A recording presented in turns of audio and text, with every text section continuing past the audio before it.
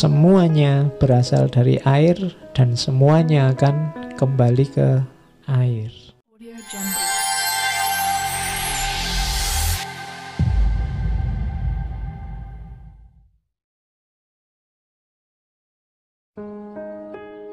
Ini yang paling terkenal. Kalian sudah hafal dengan teori ini. All things are from water and all things are resolved into water. Semuanya berasal dari air dan semuanya akan kembali ke air. Ini mungkin kalian tertawa mendengar teori ini, tapi Thales punya penjelasan. Nanti beberapa filosof ikut membantu menjelaskan. Bahkan kalian boleh cari ayatnya. Cari surat Al-Anbiya ayat 30 kalau tidak salah.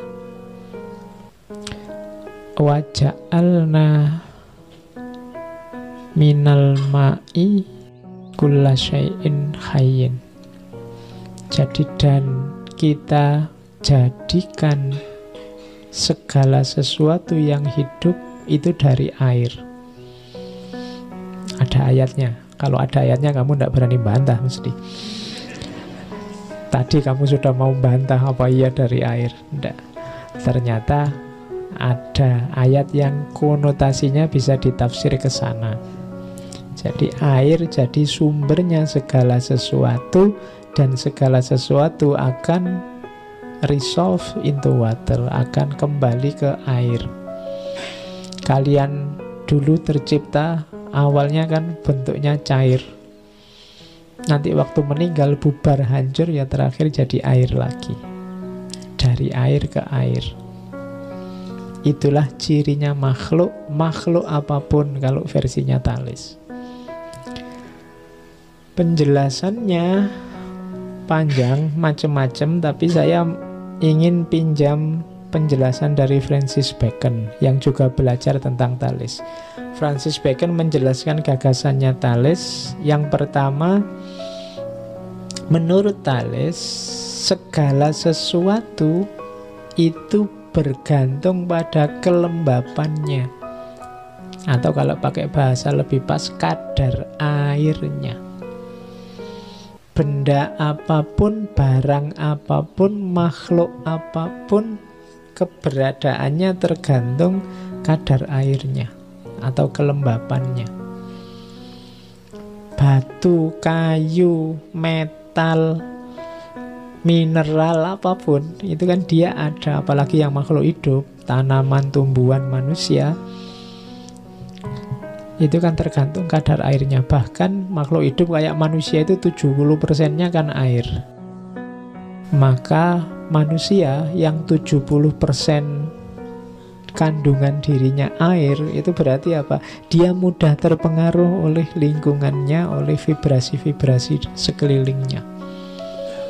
Dan katanya Thales memang air, dasarnya pasti air. Sesuatu kalau tidak ada airnya dia akan hancur.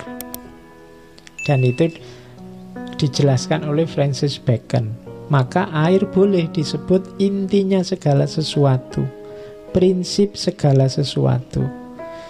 Binatang berkembang lewat air, benih biji tanaman lewat air, logam, besi dan macam-macam meleleh juga jadi air. Bumi ini intinya juga air, atmosfer juga air. Bumi hidup hijau karena air. Lumpur itu ya sisa endapan air. Udara itu perluasan dari air yang mengurai. Api juga tidak mungkin menyala kalau tidak ada kelembapan tertentu. Kalau tidak lembab sama sekali, api malah mati. Tidak ada kandungan air sama sekali, lewat udara api itu mati. Nah, itu penjelasannya Francis Bacon. Berarti memang tidak salah Thales kalau ngomong bahwa inti segala sesuatu itu air. Jadi dia tidak sedang ngarang atau berspekulasi. Pasti itu hasil pencermatan yang serius. Di mana dia mencermati? Dia ini hidupnya di daerah sungai, pesisir. maka dia melihat manfaatnya air untuk kehidupan. Dia juga pelaut, pelayar kemana-mana, maka dia juga melihat bagaimana dahsyatnya laut. Dia bisa merusak tapi juga bisa menumbuhkan sesuatu. Jadi segala sesuatu air. Air adalah kalau bahasa Yunaninya archi. Jadi archi itu berarti intinya alam, sumbernya alam. Oke, jadi ini di buku-buku filsafat banyak dijelaskan gagasannya yang ini. Ada komentarnya Bertrand Russell tentang ini. Katanya Russell, filsafat Yunani yang diawali dari Thales tampaknya seolah-olah dimulai dari ide yang absurd, dengan satu proposisi bahwa air adalah asal-usul dan sumber segala sesuatu. Haruskah kita anggap serius proposisi tersebut, katanya Russell. Ini serius enggak sih? Masa segala sesuatu dari air? Tapi jawabannya Russell, ya, harus kita anggap serius. Paling tidak apa? Ada 3 alasannya. Pentingnya di mana gagasannya Thales tadi? Yang pertama apa? Karena proposisi tersebut mengajarkan kita bahwa ada asal-usul dari segala sesuatu. Ini penting. Ternyata meskipun belum sampai air, kalau kamu tidak setuju airnya tidak apa-apalah, tapi kan kamu setuju bahwa segala sesuatu ada asal-usulnya. Ini luar biasa, katanya Russell. Banyak orang yang tidak percaya sebab akibat segala sesuatu ada asal-usulnya. Dianggapnya segala hal ini muncul iseng saja, otomatis saja, kebetulan saja. Jadi keberadaan kita seolah-olah hanya kebetulan. Kan banyak yang punya pandangan begitu. Tidak, segala sesuatu tertata, ada asal-usulnya. Kalau orang Jawa terus jadi sangkan paran, dari mana dan mau kemana. Kemudian yang kedua, proposisi tersebut menjadi bukti ketika orang serius ingin meninggalkan gagasan-gagasan mitos menuju logos.